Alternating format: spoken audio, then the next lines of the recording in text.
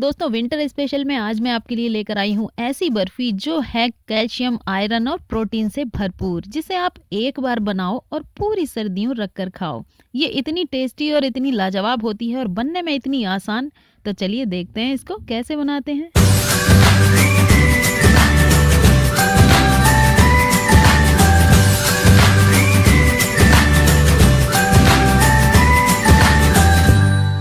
Hello दोस्तों, अस्सलाम वालेकुम। कैसे हैं आप सब? मैं हूँ रश्मि और आप मेरे साथ देख रहे हैं जायका रसोई। दोस्तों आज हम बना रहे हैं पीनट, तिल और गुड़ की बर्फी, जो कि बहुत ही ज़्यादा टेस्टी लगती है खाने में और एक बार बना लो तो पूरी सर्दियों इसको रख कर खाओ। ये ख़राब भी नहीं होती। तो यहाँ पर मैंने एक बड़ी कटोरी भरकर पीनट लिए हैं, यानी कि मूंगफली के दाने, और एक छोटी कटोरी भरकर मैंने यहाँ पर तिल लिए हैं। तिल थोड़े से खाली हैं, पूरी कटोरी नहीं भरी है। आप चाहें तो पूरी भर भी सकते हैं, बहुत थोड़ी सी खाली रखी है मैंने। तो चलिए इन सब चीज़ों को सबसे पहले हम कर लेते हैं रोस्ट। तो सबसे पहले हम मूंगफली को रोस्ट कर लेते हैं, और कटोरी की जगह आप कप भी ले सकते हैं, एक छोटा कप और एक बड़ा कप। तो सबसे पहले मैंने यहाँ पर कढ़ाई को पूरी तरह से गर्म कर लिया था और फिर गैस की फ्लेम कर दी स्लो, और स्लो फ्लेम पर हम इन मूंगफली के दानों को, पीनट को रोस्ट कर लेंगे। इनको स्लो फ्लेम पर ही रोस्ट करें, हाई फ्लेम पर ना करें, वरना तो ये जल जाएंगे और इतने अच्छे से रोस्ट नहीं होंगे। तो ये देखिए कुछ देर के बाद ये रोस्ट हो गए हैं। एक दाना उठाकर देखेंगे तो ये आराम से छिल रहा है, तो इसका मतलब रोस्ट हो गए हैं। तो अब इनको हम बाहर निकाल लेते हैं और एक प्लेट में डाल देते हैं ताकि ये ठंडे हो जाएं। अभी ये बहुत गर्म है तो इनमें हम हाथ नहीं लगा सकते, तो इन्हें ठंडा होने देंगे और तब तक हम अपने तिल रोस्ट कर लेते हैं। तो उसी गर्म कढ़ाई में हम तिल डाल देते हैं और गैस की फ्लेम हमने स्लो ही रखी है, और स्लो फ्लेम पर हम तिल को भी रोस्ट कर लेंगे। तिल को ध्यान से रोस्ट करें, ये जल्दी जल जाते हैं। और बस खाकर थोड़ा-सा देखें तो ये बहुत हल्के-हल्के और बहुत क्रंची से लगेंगे और इनका चटकना भी बंद हो जाएगा, तो इसका मतलब ये होगा कि ये रोस्ट हो गए हैं। बस ध्यान रहे ज़्यादा रोस्ट नहीं करना, ज़्यादा जलाना नहीं है। आराम से इसको स्लो फ्लेम पर आप रोस्ट करें तो ये बहुत जल्दी से रोस्ट हो जाते हैं। तो ये देखिए इनका कलर भी थोड़ा चेंज हो गया है और रोस्ट हो गए हैं, चटकना भी बंद हो गए हैं। तो अब हम इन तिलों को भी बाहर निकाल लेते हैं। ये देखिए तिल को भी हमने बाहर निकाल लिया है। अब तिल को हम रख देते हैं थोड़ा-सा फैलाकर साइड में, ताकि ये भी थोड़े ठंडे हो जाएँ, क्योंकि अभी बहुत गर्म है।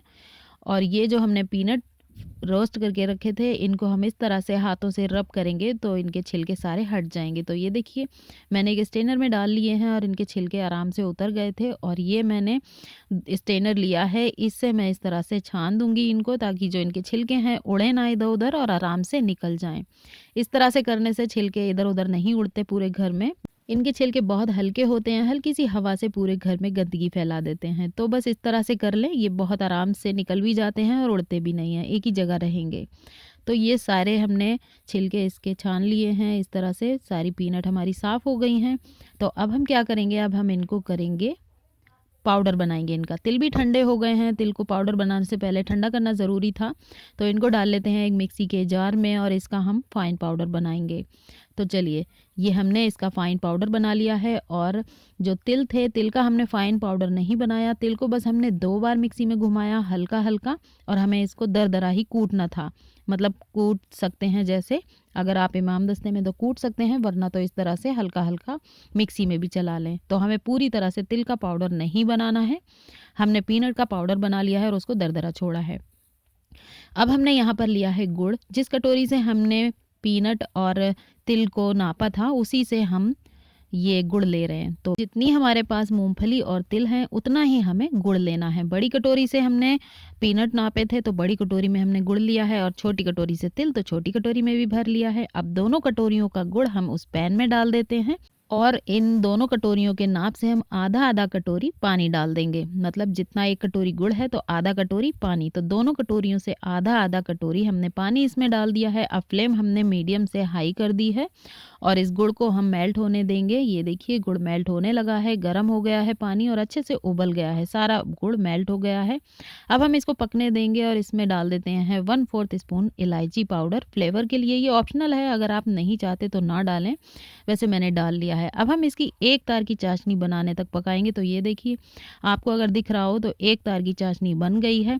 तो एक तार की चाशनी जैसे ही बन जाए, इसमें डाल देंगे हम 1 स्पून घी, देसी घी डाला है मैंने, और फिर उसके बाद चलाने के बाद हम गैस की फ्लेम कर देंगे स्लो, और इसमें जो सारा मटेरियल था तिल और मूंगफली का, उन दोनों को हमने पाउडर को मिक्स कर लिया था और फिर अब हम इसमें डाल रहे हैं।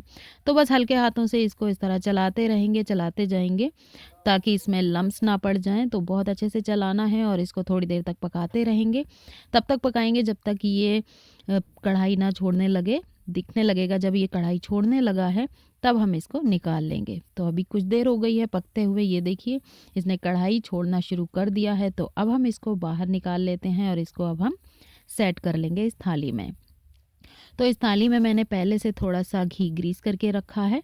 अब इसी में हम डाल देते हैं ये अपना सारा मिक्सचर जो हमने तैयार कर लिया है तिल, गुड़ और मूंगफली का। तो बस इसको हम इस तरह से डाल देते हैं और बहुत, यहाँ पर आप चाहें तो दूसरे की हेल्प भी ले सकते हैं, क्योंकि एक हाथ से कढ़ाई रोकना बहुत मुश्किल हो जाता है और फिर गरम गरम होती है दोनों ही चीज़ें, तो बस हाथ वाथ जलने से भी बचाना है। तो बस सारी कढ़ाई से हमने ये निकाल लिया है। अब हम इसको अच्छे से फैला देते हैं थोड़ा, बहुत आराम से, बहुत आसानी से ये फैल जाता है। अब इसको हल्के हल्के हाथों से हम टैप करेंगे ताकि ऊपर से भी ये इक्वल हो जाए। ध्यान रहे अभी ये बहुत गर्म है तो इसमें हाथ नहीं लगा सकते। और ऊपर से हम डाल देंगे इसमें गार्निश के लिए, थोड़ा सा अच्छे लगने के लिए, थोड़े से तिल। ये भी ऑप्शनल है, अगर आप चाहें तो ना डालें, चाहें तो डाल लें। मैं थोड़ा सा डाल रही हूँ ताकि थोड़ा सा अट्रैक्टिव लगे। तो ये देखिए अब इसको डाल के भी थोड़ा सा टैप कर देते हैं और इसको हम छोड़ देते हैं बिल्कुल ठंडा होने के लिए। जब ये बिल्कुल ठंडा हो जाएगा तब हम क्या करेंगे, उससे पहले जब ये आधा ठंडा हो गया है हमने इसमें थोड़े से कट लगा देने हैं। तो अभी ये पूरी तरह से ठंडा नहीं है, क्योंकि जमने के बाद इसमें कट लगना मुश्किल हो जाएंगे, तो इसलिए हमें ये कट पहले लगा देने हैं। इसको आप जैसा भी शेप देना चाहें अभी दे दें, बाद में फिर एक बार फिर से कट लगाना है। तो यहाँ पर हमने पहले ही एक बार कट लगा रहे हैं, ये देखिए। बस मैंने इसको बर्फ़ी का शेप दिया है, आप चाहें कैसा भी शेप दे सकते हैं, चाहे तो इसके लड्डू भी बना सकते हैं आप, चाहें तो बर्फ़ी का शेप दे दें। तो हमने ये बनाई है बर्फ़ी, तो इसलिए मैं बर्फ़ी का शेप दे रही हूँ इसको। तो ये देखिए सारे कट इसमें लग गए हैं। अब हम इसको छोड़ देते हैं, ऑल नाइट भी छोड़ सकते हैं या कुछ घंटों के लिए छोड़ दें। तो ये देखिए कुछ घंटों के बाद ये बिल्कुल पूरी तरह से ठंडा हो गया है और मैंने इसमें एक बार फिर से कट लगा लिए हैं। तो ये अब बहुत आसानी से निकल रहा है, लेकिन निकालने से पहले मैंने इस पे थोड़ी सी आंच लगा ली थी गैस ऑन करके, ताकि नीचे जो घी है वो पिघल जाए और आराम से हमारी बर्फ़ी निकल जाए। तो ये हमारी पीनट तिल और गुड़ की बर्फ़ी बनकर तैयार है। ये खाने में बहुत टेस्टी होती है, एक बार बनाओ इसको, पूरी सर्दियों रख कर खाओ, ये ख़राब नहीं होती है। और आप इसको एक बार ज़रूर बनाइए, इससे बहुत फ़ायदा मिलता है। अक्सर सर्दियों में ही ऐसी चीज़ें खाते हैं, गर्मियों में तो खाई नहीं जाती हैं। तो आप लोग एक बार इसको ज़रूर बनाइए, खाइए, अपने बच्चों को खिलाइए। तो दोस्तों कैसी लगी आप लोगों को मेरी ये पीनट तिल गुड़ की बर्फ़ी? अगर अच्छी लगी हो तो लाइक शेयर कमेंट कीजिए और मेरे चैनल को सब्सक्राइब कीजिए। तो चलती हूँ, मिलती हूँ फिर किसी ऐसी ही सिंपल सी और बढ़िया सी रेसिपी के साथ। तब तक के लिए अल्लाह हाफ़िज़।